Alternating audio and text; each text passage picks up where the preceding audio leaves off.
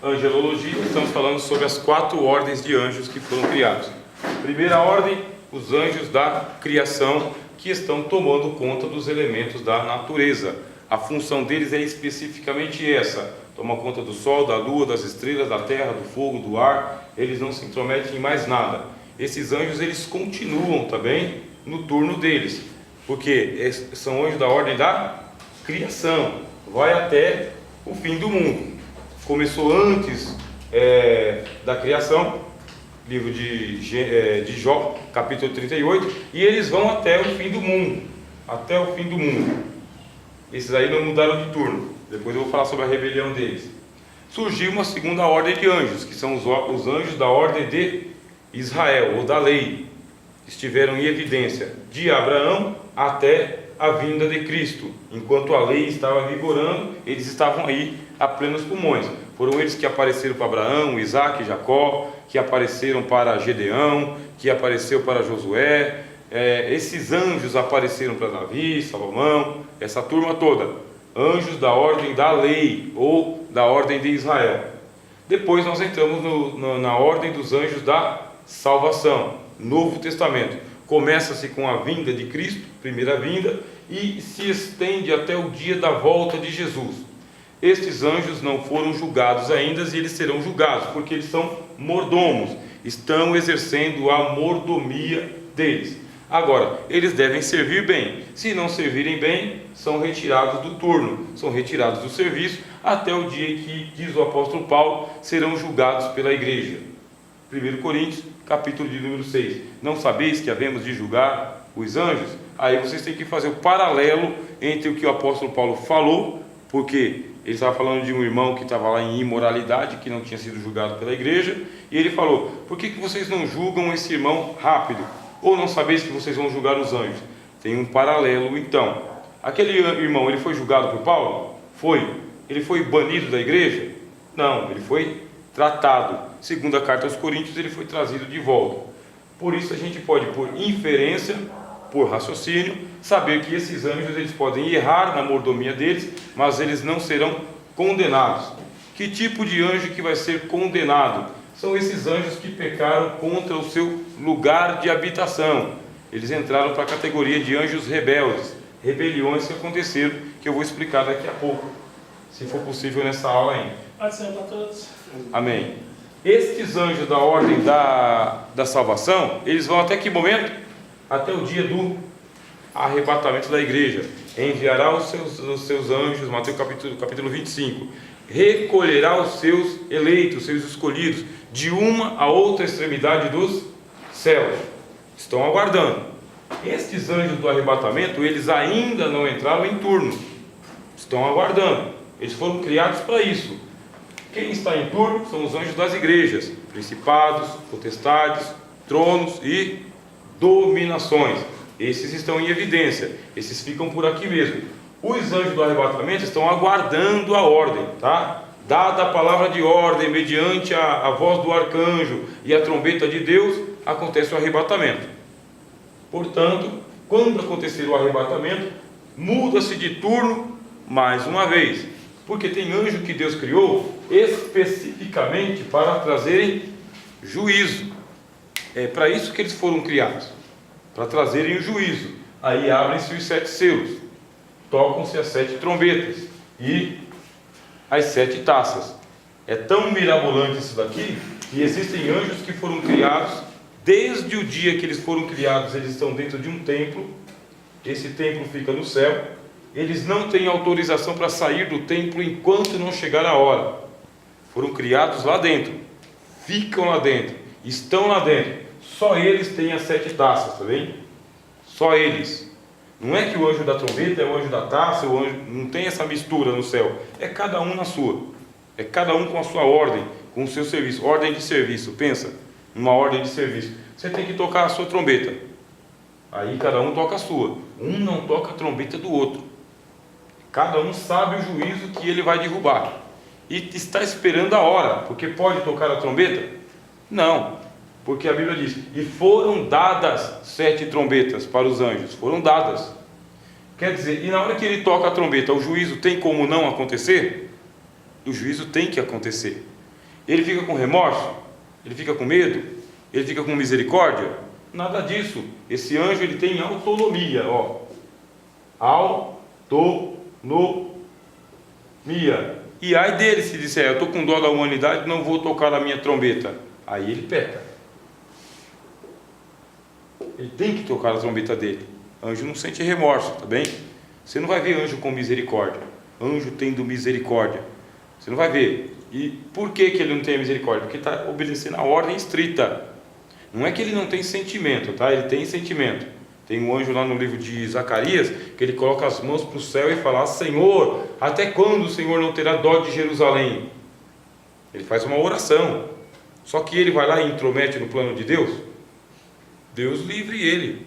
Ele não é bobo de fazer isso, ir lá e socorrer Israel sem Deus mandar. Ele só faz a prece, a oração, a intercessão. Quer dizer que ele tem sentimento, mas ele não se intromete. Anjo age sob ordem, tá? Ele tem uma ordem. E eu espero que os irmãos trabalhem com esse conceito, tá? Autonomia não é livre-arbítrio. No livre-arbítrio você tem liberdade para errar e se arrepender. Anjo não tem liberdade para errar e se arrepender. Se ele errar, ele é repreendido e corrigido, não porque ele se arrependeu. Continuando, está acontecendo a grande tribulação. No pé da letra, tá bem? No pé da letra, a grande tribulação ela dura 3 anos e meio, tá? 3 anos e meio. Esses anjos vão entrar todos em evidência, todo mundo junto, porque eles foram criados desde a ordem da criação. Eles foram criados só para isso. É uma miríade de anjos que não se suporta. É muita gente trabalhando para isso daqui, muita gente mesmo. O anjo vem, aparece para João, leva ele para Nova Jerusalém, leva ele para Babilônia, leva ele para Roma, leva ele para o Egito, leva ele para ver tudo. Um anjo. E ele está vendo que são os anjos que estão fazendo isso, tá bem? São os anjos. Para nós, do ponto de vista humano, são os anjos? Não. É o mar que está acontecendo um tsunami. É a terra que as placas tectônicas estão se metendo uma debaixo da outra. É uma chuva de granizo de um meteorito que entrou na atmosfera e se espatifou todo. Do ponto de vista humano, são consequências das leis da natureza. Só que do ponto de vista da revelação, são os anjos que estão guardando os depósitos de granizo. São os anjos que estão guardando a maré do Oceano Pacífico, do Oceano Atlântico. São os anjos que estão protegendo a natureza. São os anjos. Se não tivessem esses anjos, ninguém ia conseguir sobreviver. Tem um anjo que ele pega e ele traz uma pedra de absinto sobre todas as fontes das águas. Ele sabe onde está essa pedra de absinto. Está lá nos depósitos eternos. Só ele sabe. Quando ele jogar, o que acontece? A água se torna amarga. Tem remorso? Não. Tem dó? Também não. Tem misericórdia? Também não. Nada disso. Bom, esses anjos aqui, eles vão trabalhar durante os 3 anos e meio do período da grande tribulação. De acordo com o livro do Apocalipse, são só 3 anos e meio de juízo. Deus vai fazer isso por misericórdia, tá bem? Por misericórdia. Não vai se estender para além disso daí. Tanto no livro de Daniel, quanto no livro do Apocalipse, 3 anos e meio de juízo. E os anjos fazendo o que eles têm que fazer. Terminou a grande tribulação. Aí a Bíblia diz que um anjo, que faz parte da ordem do juízo, ele vem e prende Satanás. Ele prende Satanás e coloca Satanás numa prisão secreta, tá? PS, ó. Prisão secreta. É uma dimensão espiritual que ninguém sabe. Ninguém sabe, porque é colocado uma chave sobre ele, um selo. Selo significa, ele vai ser escondido. O diabo vai ser escondido, Satanás. Um anjo vai fazer isso aqui. Quando Cristo voltar, aí se cumpre a profecia de Enoque e a profecia de Judas.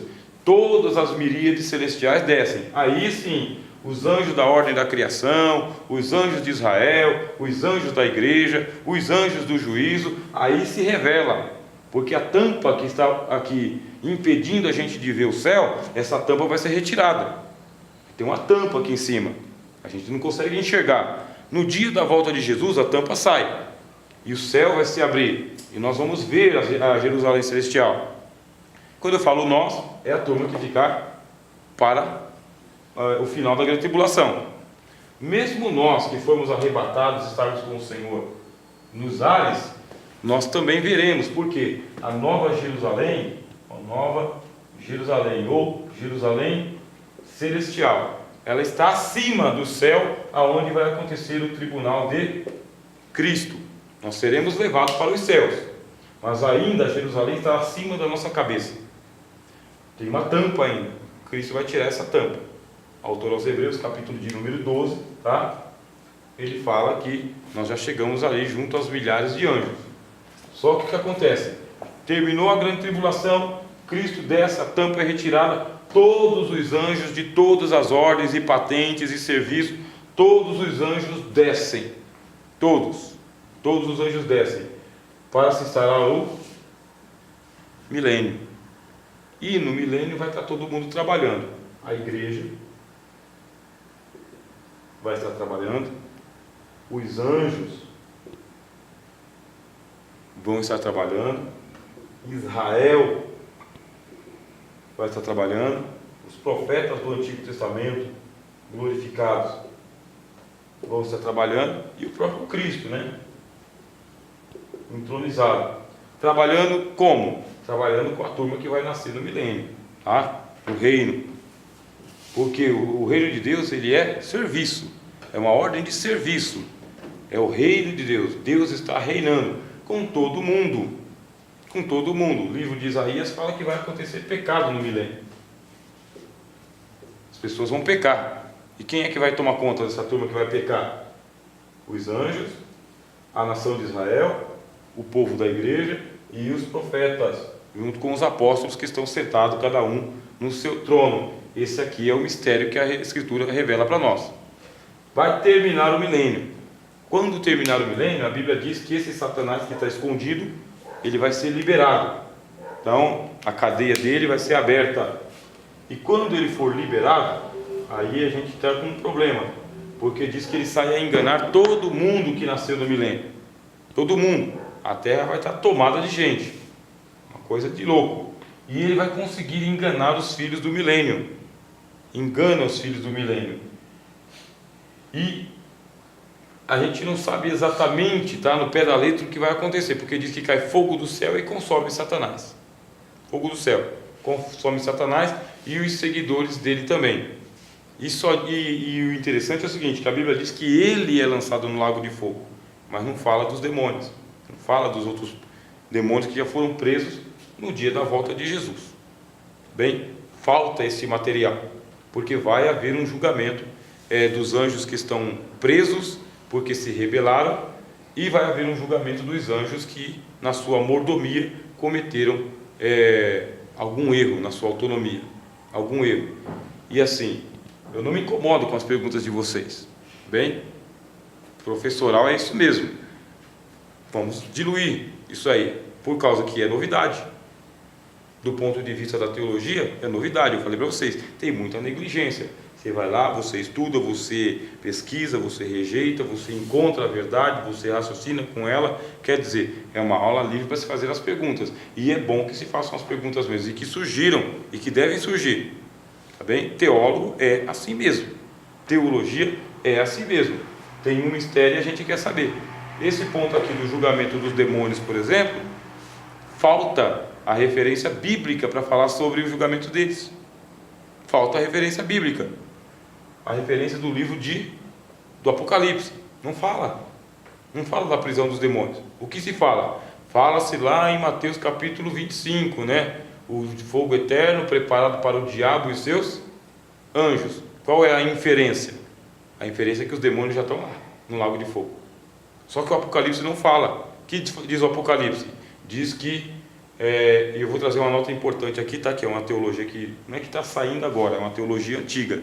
Mas eu vou passar para vocês aqui sobre o problema de Satanás ser preso junto com as almas lá no lago de fogo. Tá? Já vou falar.